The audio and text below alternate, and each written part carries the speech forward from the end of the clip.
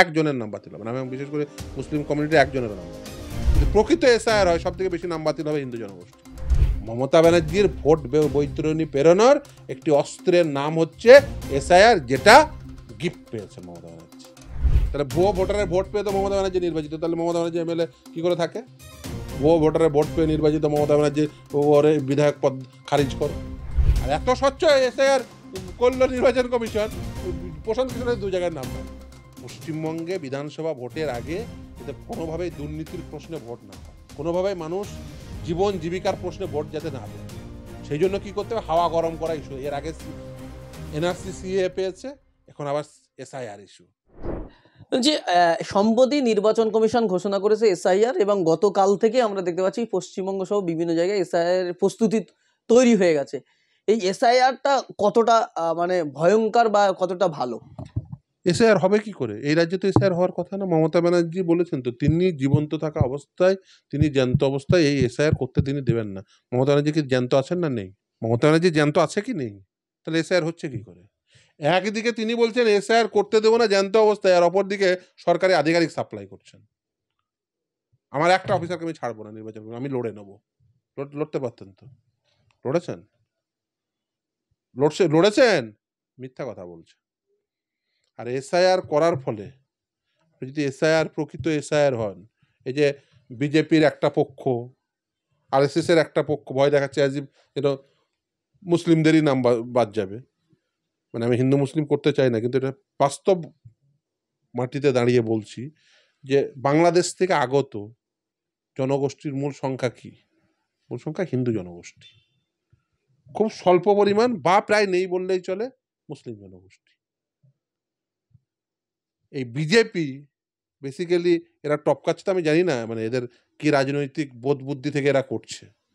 সব থেকে বেশি প্রকৃত এসআইআর যেহেতু হবে, আমি সকলকে আহ্বান করবো প্রকৃত এসআইআর করানোর জন্য নির্বাচন কমিশনকে করতেই হবে, নাহলে ও ছাড়া হবে না। যদি প্রকৃত এসআইআর হয়, সব থেকে বেশি নাম বাতিল হবে হিন্দু জনগোষ্ঠীর। অ্যাকচুয়ালি বিজেপি এই এসআইআর ইস্যুতে টপকাচ্ছে, তো ওদের ভোট সব থেকে বেশি কাটা যাবে। মানে এসআইআর এ সবচেয়ে বেশি বিজেপিরই ক্ষতি হবে। বিজেপি অবভিয়াসলি, তার কারণ হচ্ছে ভোট যদি প্রকৃত এসআইআর হয়, সব থেকে বেশি ভোট মানে যাদের বাতিল হবে যে জনগোষ্ঠীর, এবং তাদের মধ্যে একটা অংশ তো বিজেপি ভোট পেতো, এটা তো অস্বীকার করে লাভ নেই। কারণ আপনি বনগাঁ থেকে শুরু করে বিভিন্ন জায়গায় তাদের ওখানে এক এমপিও আছে, মতুয়া সম্প্রদায়। হ্যাঁ অবভিয়াসলি মতুয়া সম্প্রদায় একটা বড় অংশের ভোট বিজেপি পেয়েছে। সেই যদি নাম বাতিল হয়, তারা কি বিজেপিকে ভোট দেবে নাকি? যতই বলেন যে সিএ করে সব নাম ঢোকানো হবে, এই সিএ করে এখনো পর্যন্ত জিজ্ঞাসা করবেন তো যে বিজেপি নেতা বলবে কতজনের নাম ঢুকেছে? আচ্ছা, ওই পাকিস্তানের সিঙ্গার আন্নান স্বামী, তার নাম ঢোকানোর সময় কোন সিএ ছিল? পাকিস্তানের মুসলমান আন্নান স্বামীকে সিটিজেনশিপ দেওয়া যায়, আর বাংলাদেশ থেকে আসা হিন্দুদের সিটিজেনশিপ দেওয়া যায় না। এখনো পর্যন্ত সিএ করে কতজন হিন্দুকে সিটিজেনশিপ দিয়েছেন? তথ্য দেবেন তো। এসআইআর করে যদি প্রকৃত এসআইআর হয়, বেশিরভাগ নাম বাতিল হবে হিন্দু জনগোষ্ঠী, মতুয়া সম্প্রদায়ের মানুষজন। এবার তাদের একটা বড় অংশ বিজেপিকে ভোট দিত, তারা ভোট দেবে বিজেপি? তার মানে কি তারা তো সব থেকে বেশি বিড়ম্বনায় পড়বে, বলবেন এই করে আসবে, তারপরে সে সারা দিন রাত সমস্ত কাজ বাদ দিয়ে ডকুমেন্ট নিয়ে ছোটাছুটি করবে। আচ্ছা, বিহারে এসআইআর হয়েছে তো, বিহারে অনেকের নাম বাতিল হয়েছে বলে টপকাচ্ছে বিজেপি। তো বিহারে এসআইআর হওয়ার পরে প্রশান্ত কিশোরের নাম কি করে বিহারের এতে থাকে, ভবানীপুরের ভোটার? আর মমতা ব্যানার্জি এসআইআর নিয়ে 2002 সালের পরে সেই সময় প্রায় 70 লক্ষের অধিক, আমি যদি খুব ভুল না বলি 76 লক্ষ লোকের নাম বাতিল হয়েছিল। তারপরে বলেছিল বাম সরকার ভেঙে দাও, তার কারণ ভুয়ো ভোটার আছে। তো ওর তো প্রশান্ত কিশোর একটা ভুয়ো ভোটার, তাহলে মমতা ব্যানার্জিকে মানে এমএলএশিপ কেড়ে নেওয়া উচিত নাকি? মমতা ব্যানার্জির বিধানসভায় হচ্ছে প্রশান্ত কিশোর ভুয়ো ভোটার। সেই জন্য তো বলছি যে তাহলে মমতা ব্যানার্জি ভুয়ো ভোটারে ভোট পেয়ে নির্বাচিত হয়েছে। প্রশান্ত কিশোর তো নিশ্চয়ই মমতা ব্যানার্জি বাদ দিয়ে অন্য কাউকে ভোট দেবে না, যদি ভোট দিয়ে থাকে। তাহলে ভুয়ো ভোটারের ভোট পেয়ে তো মমতা ব্যানার্জি নির্বাচিত, তাহলে মমতা ব্যানার্জি এমএলএ কি করে থাকে? ভুয়ো ভোটারের ভোট পেয়ে নির্বাচিত মমতা ব্যানার্জি ওরে বিধায়ক পদ খারিজ করো। আর বিহারে কত স্বচ্ছ এসআইআর হলো যে প্রশান্ত কিশোর, বিহারে যদি আপনি এই মুহূর্তে দেখেন, লালু প্রসাদ যাদবের বেটা নীতিশ কুমার, তারপরে বড় নেতা হচ্ছে জনসুরাজ পার্টির প্রশান্ত কিশোর। তাহলে বিহারে তিনজন টপ মোস্ট লিডারের একজন, তার দু জায়গায় নাম আছে। এমন এসআইআর হলো তার দু জায়গায় নাম আছে, সে এখানে এসে ভোট দিয়ে মমতা ব্যানার্জিকে বিধায়ক নির্বাচিত করে দিয়ে এই মুখ্যমন্ত্রী বানায়, আর ওখানে নিজে ভোট দেয়। আর এত স্বচ্ছ এসআইআর করলো নির্বাচন কমিশন, প্রশান্ত কিশোরের দু জায়গায় নাম থাকলো। তার মানে নির্বাচন কমিশনের এখানে গাফিলতি। অবভিয়াসলি দেখুন, এসআইআর করে কি করবে? আপনি যদি এসআইআরটা ভালো করে বুঝেন যে স্পেশাল ইন্টেন্সিভ রিভিশন হবে, আইনের প্রভিশন রয়েছে, নো ডাউট অ্যাবাউট ইট। এবং এসআইআর এর আগেও হয়েছে। এরা যেটা করছে, মমতা ব্যানার্জি যেটা করছে সেটা হচ্ছে এই এসআইআর আমি জীবন্ত অবস্থায় জ্যান্ত থাকাকালীন এসআইআর করতে দেবো না, এটা বলে হাওয়া গরম করলো। ও দেখেছে এর আগে এনআরসি সিএ বলে হাওয়া গরম করেও ভোটে জিতেছে। এসআইআর মানে এনআরসি সিএ সবাইকে দেশ থেকে তাড়িয়ে দেবে, মুসলমান থেকে বিশেষ করে তাড়িয়ে দেবে, তাই মুসলমান আমাকে ভোট দাও, আমি লড়ে নেবো। দেখবেন এখন এসআইআর নিয়ে সব লড়ার বার্তা দিচ্ছে। আচ্ছা, বিহার থেকে কজনকে তাড়িয়েছে? বিহার থেকে কাউকে তাড়িয়ে বাংলাদেশ পাঠিয়েছে? কজনকে লিস্ট দিন। বিহারের তো নাম বাতিল হয়েছে, ভুয়ো ভোটার ধরা পড়েছে। তো সেই ভুয়ো ভোটারদের কোথায় পাঠিয়েছেন? কোন বাংলাদেশে পাঠিয়েছেন? কোন পাকিস্তানে পাঠিয়েছেন? কোন শ্রীলঙ্কায় পাঠিয়েছেন? কোন নেপালে পাঠিয়েছেন? তারা যদি আমার দেশের বাসিন্দা না হয়তো অন্য দেশের বাসিন্দা, পুশব্যাক করে দাও। তাহলে তার নাম বাতিল করে তাকে সেখানে রেখে দিচ্ছ কেন? আমার দেশে রাখতে দেবে না বলেই তো তুমি বলছো আমার বাসিন্দা না, আমার না। তো আমার বাসিন্দা না হওয়া সত্ত্বেও আমার দেশে থাকবে কেন? আমার ভাগের জিনিস সে পাবে কেন? আমার প্রশ্ন কেন্দ্রের সরকারকে, আমার প্রশ্ন বিজেপিকে, আমার প্রশ্ন আরএসএস কে। তাহলে বিজেপি আরএসএস কেন্দ্রের সরকার তারা উত্তর দিক যে বিহারে যারা ভুয়ো ভোটার তারা এখনো দেশে আছে কি করে। অমিত শাহ নরেন্দ্র মোদীকে এর উত্তর দিতে হবে। এসআইআর হওয়া সত্ত্বেও প্রশান্ত কিশোরের নাম দু জায়গায় আছে কি করে, এর উত্তর নির্বাচন কমিশনকে দিতে হবে। কেমন এসআইআর করলে যে প্রশান্ত কিশোরের নাম দু জায়গায় থাকবে? ফলে এই দেখুন, নির্বাচন কমিশন যেটা করেছে অত্যন্ত গরিত কাজ। আপনি ভোটার, এই যে আধার করা হলো, বায়োমেট্রিক নেওয়া হলো, এই বায়োমেট্রিক নেওয়ার পরে তাহলে একটা মানুষ দু জায়গায় কি করে লিঙ্ক করিয়ে দাও, যে একটা লোক ওই ওই ওই আধারটাই ওটাই একমাত্র ডকুমেন্ট হবে। নির্বাচন কমিশন বলছে আধার কোনো ডকুমেন্টসই নাই। তাহলে ওটা কিসের জন্য করালে এত জনগণের করের টাকা খরচা করে? আপনি আধার এই ভোটার কার্ডের থেকে বেশি অথেন্টিক ডকুমেন্ট হবে। তার কারণ হচ্ছে একই ব্যক্তির দুটো আধার থাকতে পারে না। আর দু জায়গায় নাম তো বোঝা যাচ্ছে প্রশান্ত কিশোরের আছে, এসআইআর হওয়ার পরেও দু জায়গায় নাম আছে প্রশান্ত কিশোরের, মানে হচ্ছে এসআইআর এও ডুপ্লিসিটি হচ্ছে।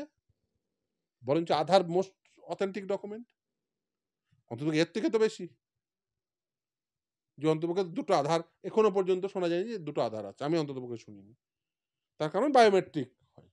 তাহলে বায়োমেট্রিক যেটাতে হচ্ছে সেই আধারটা কেন সেটাই শিরোধার্য হবে না, সেটাই সেই ডকুমেন্টের টাকায় বেস করা হবে না, কারণ সেটা ডুপ্লিকেট হওয়ার সম্ভাবনা কম। আমি একবার ক্লিক করলে যে এই আধার নাম্বার অন্য কোনো জায়গায় ভোটার আছে কিনা এটা কেন জানতে পারবো না? আজকের দিনে দাঁড়িয়ে একটা অ্যাপস বানালে পাড়ার একটা ছেলেকে যদি বলা হয় যে এই অ্যাপস বানিয়ে দে, সে বানিয়ে দেবে।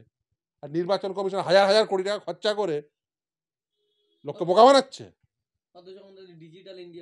ডিজিটাল ইন্ডিয়া পাড়ার যে কোনো একটা ছেলেকে, আমার পাড়ার ছেলেকে দায়িত্ব দিক, ও করে দেবে। নাকতলা ছেলেগুলোকে এক্ষুনি দায়িত্ব দিক, করে দেবে, অ্যাপস বানিয়ে দেবে, যে আধার নাম্বার করবে, দ্বিতীয় আর ভারতবর্ষের কোনো জায়গায় থাকবে না, ডেভেলপ করিয়ে দেবে অ্যাপ। কিন্তু নির্বাচন কমিশন সব করবে না। কি না, হাজার হাজার কোটি টাকা খরচা করে কি করে কার নাম বাতিল করব, কার নাম দু জায়গায় রাখবো। ও বিহারে গিয়ে নিজের পার্টির ভোট দেবে, এখানে এসে পশ্চিমবঙ্গে এসে মমতা ব্যানার্জিকে ভোট দেবে, আরএসএস এর দুর্গাকে ভোট দেবে, যাতে সুবিধা হয় মমতা ব্যানার্জিদের, আরএসএস এর বিজেপি।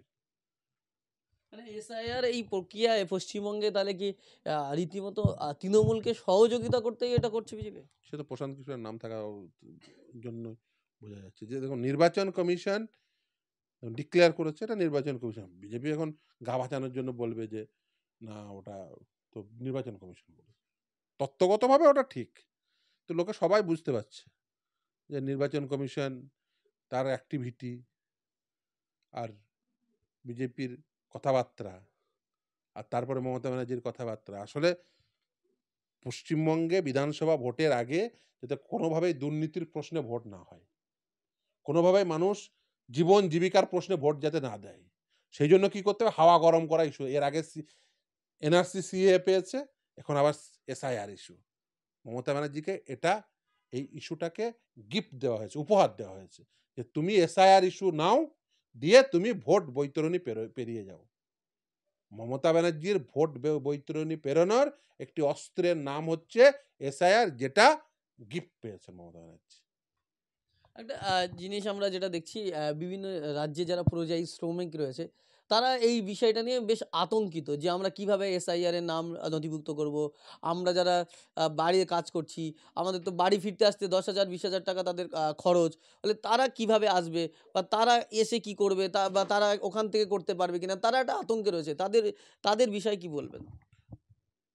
নির্বাচন কমিশন বলেছে যে 3 বার করে যাবে বিএলওরা, তার বাড়িতে যখন যাবে তার বাড়িতে অন্য লোকরা রয়েছে, প্রথম কথা এনুমারেশন ফর্ম দেবে, সেখানে তার এপিক কার্ড নাম্বার, তার মা বাবার যারা 2002 সালের ভোটার লিস্টে নাম ছিল তাদের এপিক কার্ড নাম্বার দেবে। এছাড়াও দেখবেন 11 দফা ডকুমেন্টের লিস্ট আছে, তাতে স্কুল ফাইনাল পরীক্ষা দেওয়া, পরীক্ষার সার্টিফিকেট থেকে শুরু করে পাসপোর্ট থেকে শুরু করে বার্থ সার্টিফিকেট, একাধিক ডকুমেন্ট আছে, থাকলেই আপনার নাম বাতিল হবে না। এছাড়াও অনলাইন করা যাবে, ফলে একজন ব্যক্তি তিনি এতগুলো অপশন পাচ্ছেন, বাড়িতে 3 বার বিএলও যাবেন, লোকাল বিএলএরা, বুথ লেভেল এজেন্টরা, বিভিন্ন রাজনৈতিক দল তারা সহযোগিতা করবে।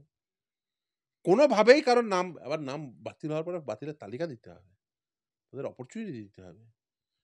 বাতিল হয়ে গেলেও তারপরেও পদক্ষেপ আছে, তারপরে আদালত তো আছেই, আমরা তো আছি, কোনো চিন্তা নেই। একজনের নাম বাতিল হবে না, এবং বিশেষ করে মুসলিম কমিউনিটির একজনেরও নাম বাতিল হবে না, যারা এই দেশের বাসিন্দা। আর মুসলিম কমিউনিটির এই যতই হাওয়া গরম করুক, বাংলাদেশ থেকে লোকে এই দেশে আসার তো একটা কারণ থাকবে। যেমন হিন্দু কমিউনিটি একটা বড় অংশ এসছে, এটা ঠিক কথা, তাকে ধর্মীয় উৎপীড়নের কারণে, অর্থনৈতিক কারণে, মানে একটা পাশে একটা বর্ধিষ্ণু রাষ্ট্র রয়েছে যেটার ভাষার সঙ্গে, যেটার ধর্মীয় পরিচয়ের সঙ্গে তারা নিজের সাযুজ্যতা দেখেন, ফলে বাংলাদেশ থেকে একটা বৃহৎ অংশের হিন্দু জনগোষ্ঠী তারা এই দেশে এসছে, এটা ঠিক। আবার মুসলিম জনগোষ্ঠীর এদেশে না আসার কারণ হচ্ছে, দেখুন পাশেই, ধরুন বেশিক্ষণ লাগবে না, খুব সহজেই চলে যাওয়া যায়, আর তারা সহজে গ্রহণও করে, সেটা হচ্ছে আরব দেশগুলো। আরব দেশে আপনি দেখবেন যারা শ্রম দান করেন, অর্থাৎ শ্রমিক শ্রেণীর মানুষ, তারা একটা বড় অংশ আইদার বাংলাদেশি, নাহলে পাকিস্তানি, কিছুটা ইন্ডিয়ানও। এখন ইন্ডিয়ানের সংখ্যা বাড়ছে, কারণ ইন্ডিয়াতে কাজের স্কোপটা ন্যারো হয়ে গেছে। এখন দেখবেন আপনি গ্রামে গ্রামে চলে যান, সব দুবাই যাওয়া, বিভিন্ন আরবের বিভিন্ন দেশগুলো, সেখানে যাওয়া মানুষের সংখ্যা বাড়ছে। তার কারণ হচ্ছে কি, ইন্ডিয়াতে কাজের স্কোপ কমছে, বা কাজ পেলেও ঈপ্সিত বেতন পাচ্ছেন না, ফলে ইন্ডিয়াতে এই সংখ্যা বাড়ছে। কিন্তু বাংলাদেশ থেকে একটা বৃহৎ অংশের মানুষ অলরেডি তারা আরব দেশে আগের যেত, কারণ বাংলাদেশের অর্থনৈতিক যে কাঠামো সেটা সুদৃঢ় নয়, প্রথম কথা। দ্বিতীয় কথা, ওই যে ধর্মীয় পরিচয়ে সাযুজ্যতার জন্য যে কারণে হিন্দু জনগোষ্ঠী ইন্ডিয়াতে আসতে বেশি কমফোর্টেবল, একই কারণে বাংলাদেশের মুসলিম জনগোষ্ঠী আরব কান্ট্রিগুলো যেতে বেশি কমফোর্টেবল, ফলে সেখানে একটা বৃহৎ অংশ বাংলাদেশি যায়। বাংলাদেশি মুসলিমরা ইন্ডিয়াতে আসছে, এই সংখ্যা খুব স্বল্প, বা প্রায় নেই বললেই চলে। রাদার আপনি যদি স্বাধীনতার পূর্বে বা ইভেন পরেও দেখেন, একটা অংশ কিন্তু বাংলাদেশে গেছে, বিশেষ করে মুর্শিদাবাদ থেকে শুরু করে নদিয়া, বর্ধমানের একটা অংশ, মালদার একটা অংশ, দিনাজপুরের একটা অংশ, যারা এদেশের বর্ধিষ্ণু মুসলিম, তারা কিন্তু অনেকেই কিন্তু বাংলাদেশে গেছে।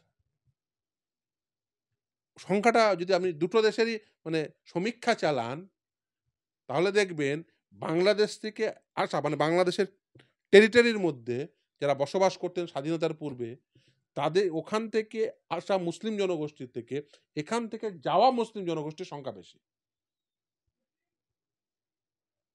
ফলে এই যে হাওয়া গরম করছে বিজেপির নেতারা, এরা না জেনে না বুঝে করছে বা না বিশ্লেষণ করে করছে। আপনি যদি প্রকৃত বিশ্লেষণ করেন তাহলে দেখবেন যে ইন্ডিয়ান টেরিটরি এবং বাংলাদেশের টেরিটরি যদি আপনি কম্পেয়ার করেন এই সেই স্বাধীনতার পূর্ব থেকে শুরু করে স্বাধীনতার পরে, তাহলে দেখবেন এই ইন্ডিয়া থেকে বাংলাদেশে মুসলিম জনগোষ্ঠী যাওয়ার প্রবণতা বেশি, রাদার বাংলাদেশ থেকে ইন্ডিয়াতে আসা মুসলিম জনগোষ্ঠীর সংখ্যার থেকে। মানে তাহলে আপনি বলতে চাইছেন যে এসআইআর এ মুসলিমদের বিশেষ কোনো ভয় পাবার কারণ নেই। একদমই নেই, একদমই নেই। মুসলিম জনগোষ্ঠী যারা ইন্ডিয়াতে বর্তমানে বসবাস করে তারা বছরের পর বছর, শতাব্দীর পর শতাব্দী এখানেই বসবাস করছে। ফলে এখানে মানে তাদের সমস্ত ডকুমেন্ট আছে। রাদার মানে মতুয়া সম্প্রদায়ের একটা বৃহৎ অংশ, হিন্দু জনগোষ্ঠী যারা বাংলাদেশ থেকে এসেছেন তাদের একটা বৃহৎ অংশ, তাদের ডকুমেন্টেশনে অনেকের সমস্যা রয়েছে। তবুও আমি বলব একজনকেও মানে বাংলাদেশে পুশব্যাক করা বা তাদের ভারতীয় নাগরিক হিসেবে নাগরিক নন এটা ডিক্লেয়ার করা উচিত নয়।